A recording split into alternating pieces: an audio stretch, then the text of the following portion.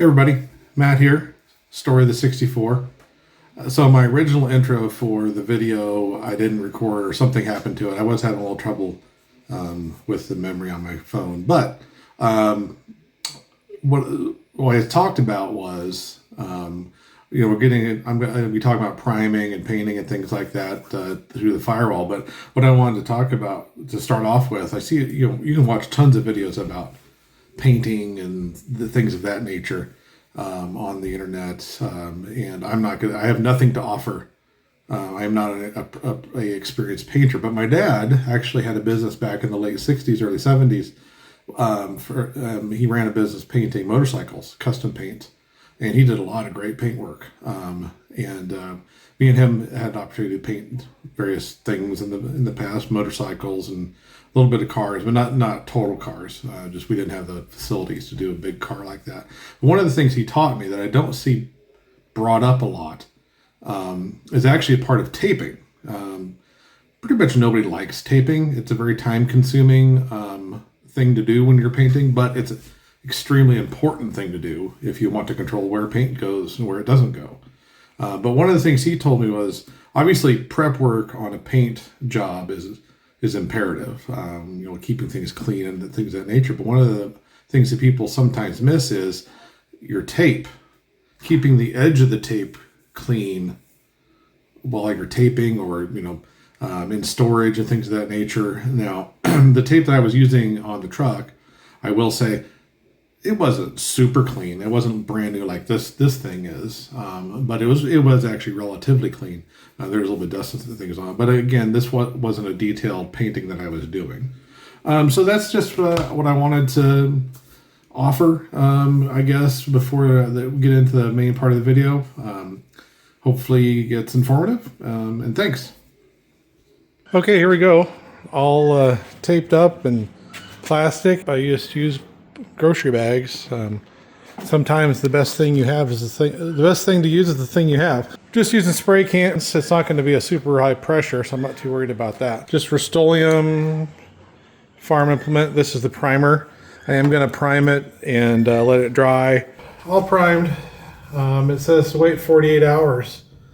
So today's Sunday, and so I guess maybe Wednesday, hopefully I can get out here and actually get the blue on. It's interesting. I do like painting. I wish I had more time and energy.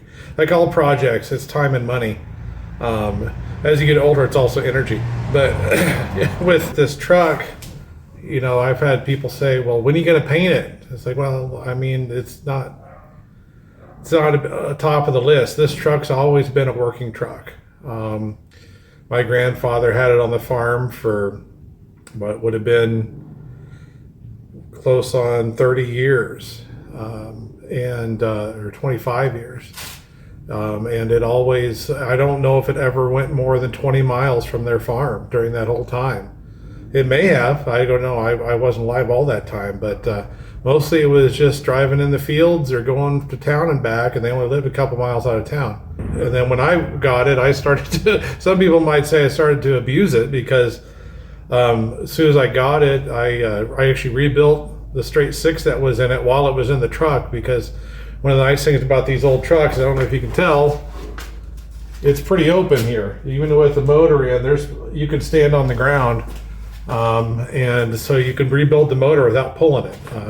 Back, it was the straight six, obviously. You could do it as a V8 too, I guess. Wouldn't be as easy.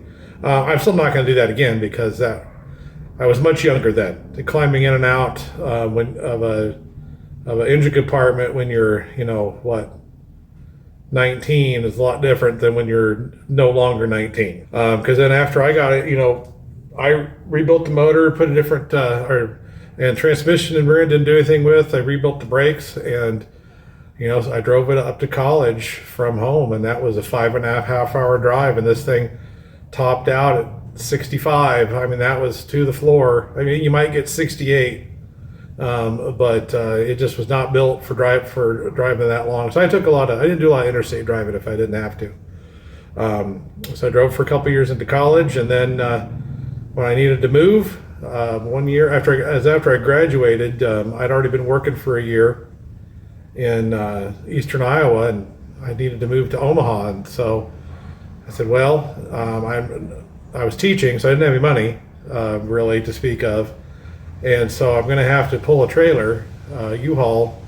So I found, like I said, in a different video, actually my dad found a 78 Ford Thunderbird that ran well, but it looked pretty rough. And we yanked the motor out, pressure washed it, and threw it in using, I think, an LMC Trucks motor mount kit, which is still using.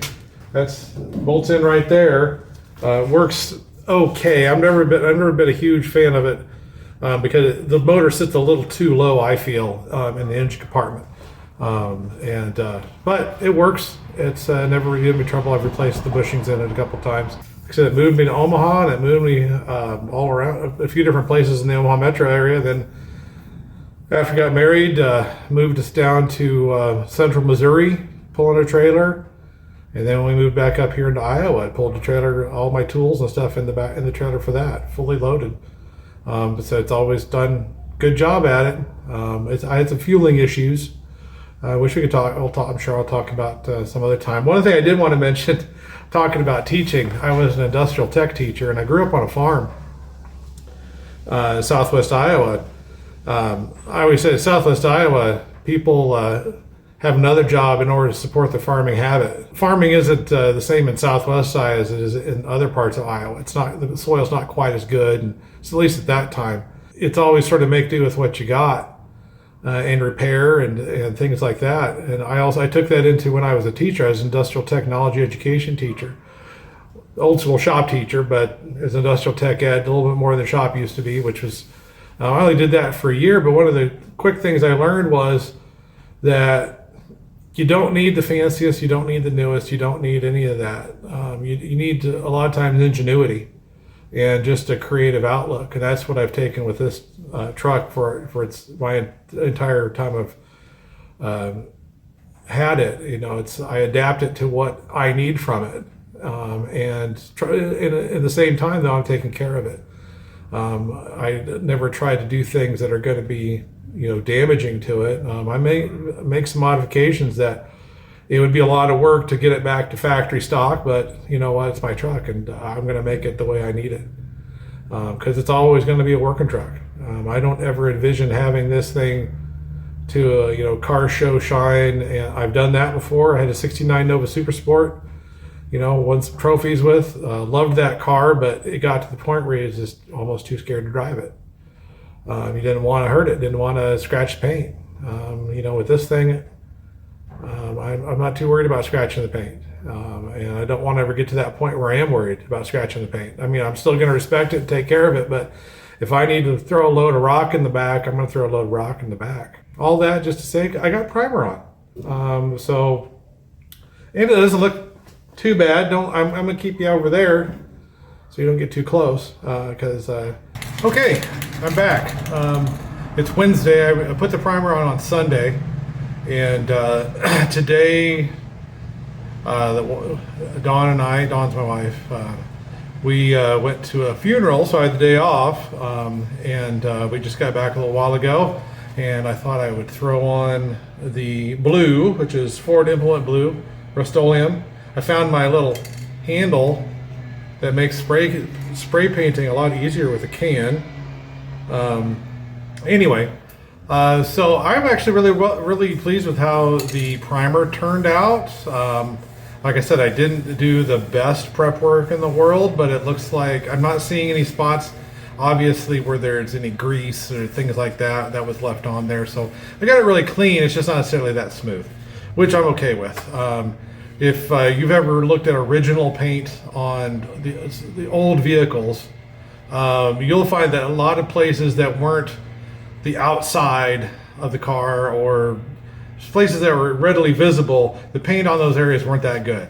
It's sort of funny, I actually preserved, somewhere around here is my front Raiders support, and there's a run on there that's been on there since I didn't put it on there, and I sort of preserved that. I didn't sand it down all the way when I did it, because I thought that was sort of fun, having a factory original run.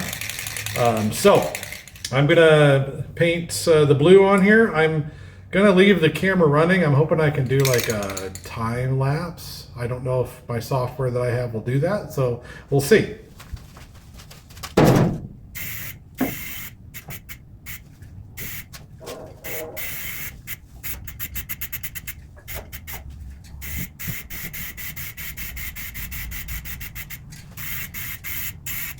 I did forget my mask, as usual. I remembered I had this when I was doing the priming, and then I forgot again. So I'm going to put that on really quick, because these fumes get to you pretty quick.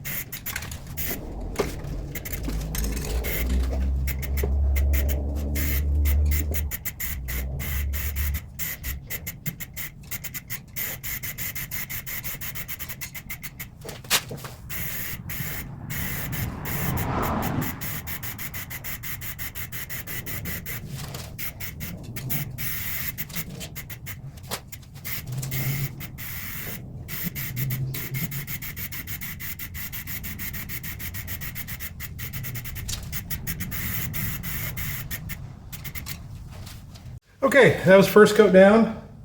My goal is to do at least 3 coats. You're supposed to put this on pretty light.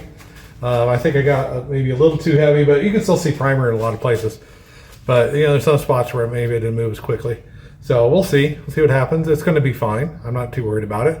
But I'm not going to record the rest of it because I just don't have that much memory in my mind or on the phone.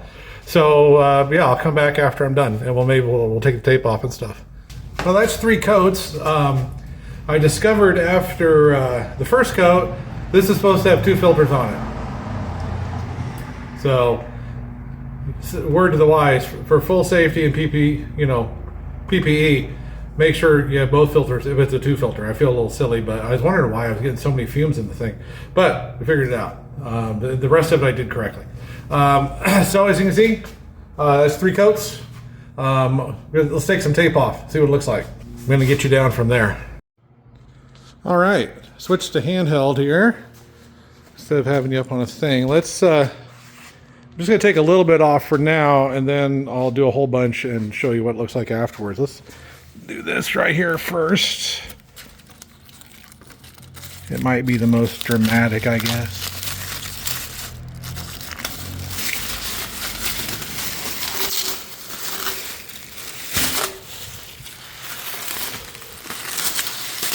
Okay, so what do we think here? What do we think? Of course, I get the tape in the paint, which is great.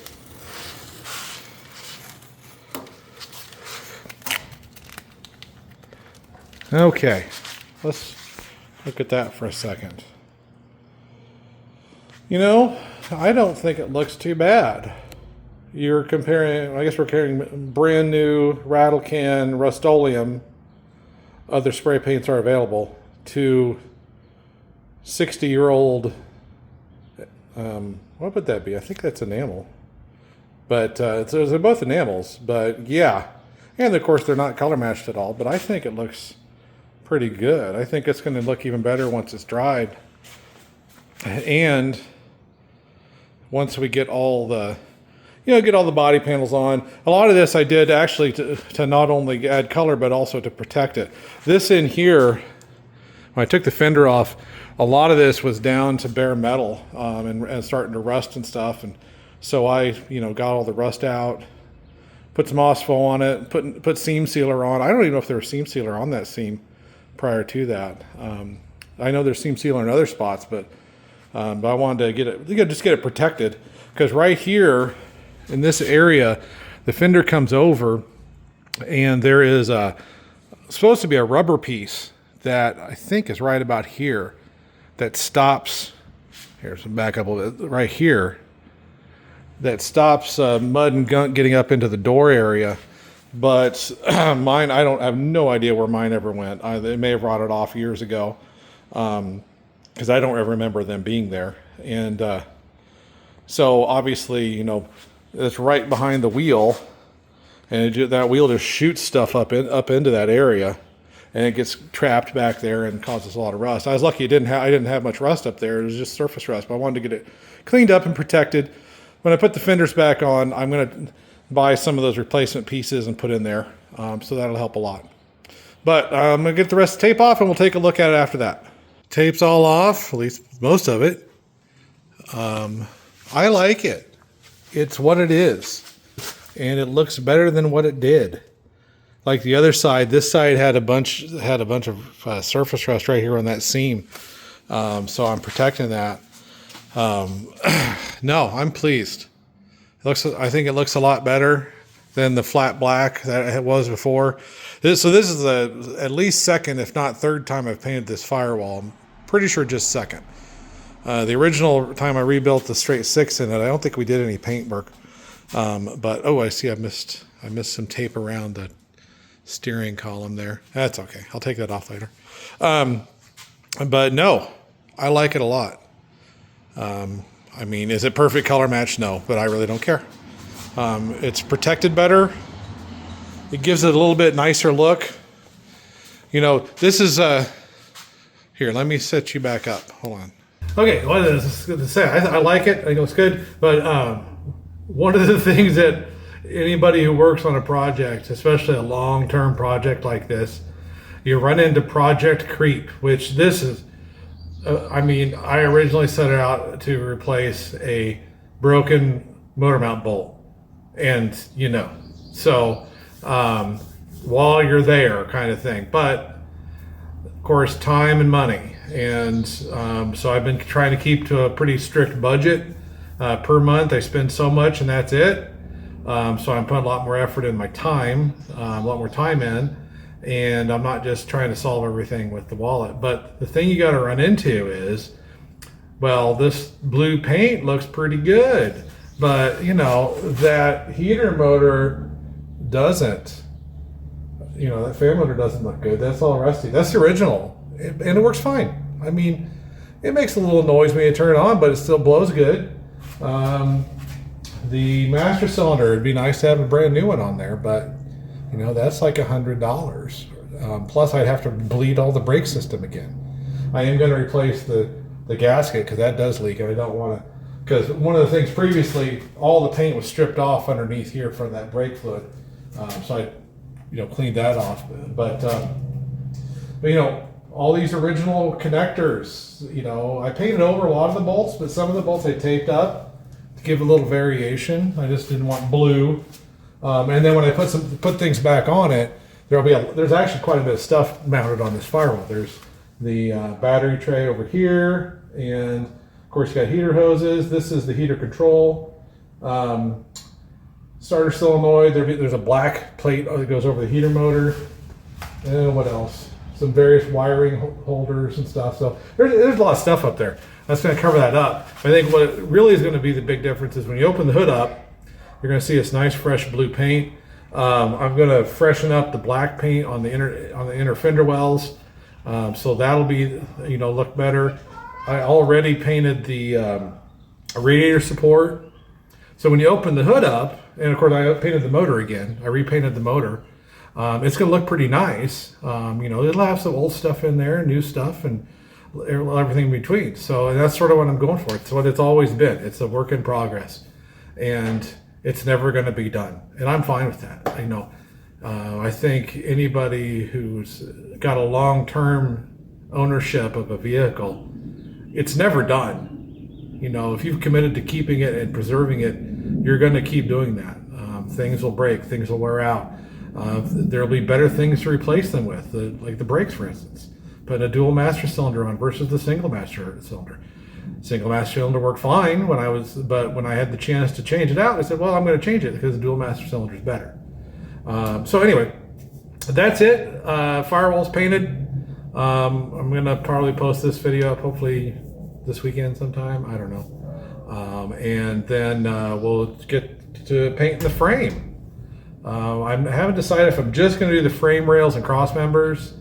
I am just doing from that cross member forwards because I don't feel like working underneath the truck that much, to be quite frank, and I can get to all this without. I am not doing springs and all this stuff here. I can go to that more later. Anyway, so yeah, see you next time.